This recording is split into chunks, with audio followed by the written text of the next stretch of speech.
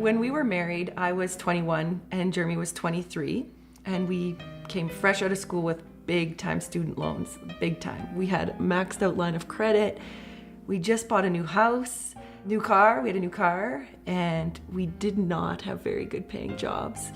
And so I remember one night Jeremy suggested that we sit down and do a budget. And so, we lined up all of our debts and lined up what we were bringing in, and it was just such an eye-opening moment for us. I remember just looking at that and being like, we are broke.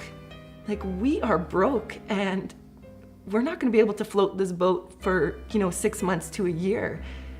So it was at that moment that we were like, we need to budget. And it wasn't because we wanted to, it was because we were forced to. We were in a really, really ugly situation. I was oftentimes wasteful with my money. I spent money very foolishly.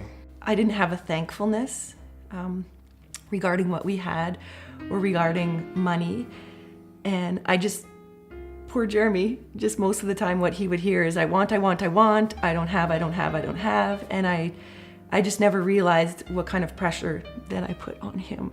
There was a lot of conflict between the two of us. We had started dabbling a little bit, talking about God in our marriage, but he certainly wasn't the focus. We were just living for ourselves. It was really hard.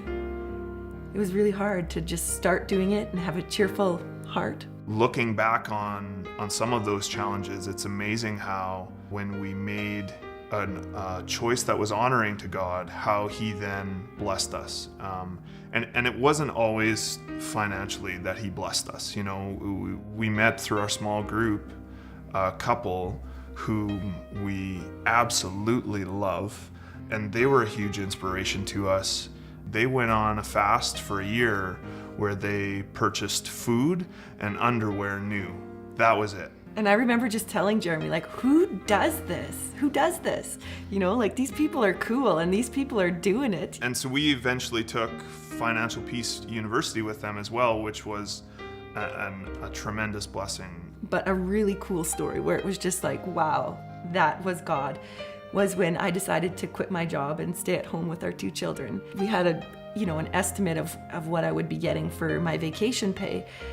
And then when it actually came into the bank account, it was actually enough to pay off the remainder of our mortgage.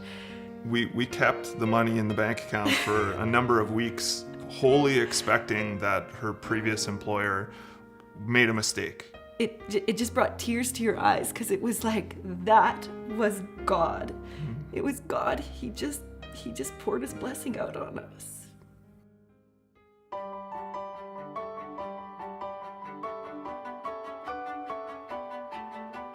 I was vehemently opposed to tithing or any type of charity. It was fine for somebody else to give charity and do that type of thing, but it's not something that I did. The very first service we attended at Center Street was on tithing. And as we started to work through that process, very shortly after that, we stepped out in obedience to God and we started tithing, which was just, in hindsight, such a 3 or 180 on my thought. Yeah, it was pretty crazy. Mentoring other people and sharing with other people as they go through that struggle is certainly something that is on our hearts. I think the Lord has really been challenging us how we can give more. Mm-hmm. And I think in our current financial situation, there is a danger because we can rely on ourselves instead of relying on God. When we first started out on this journey, we were stretched so thin, and it was such a stretch to give.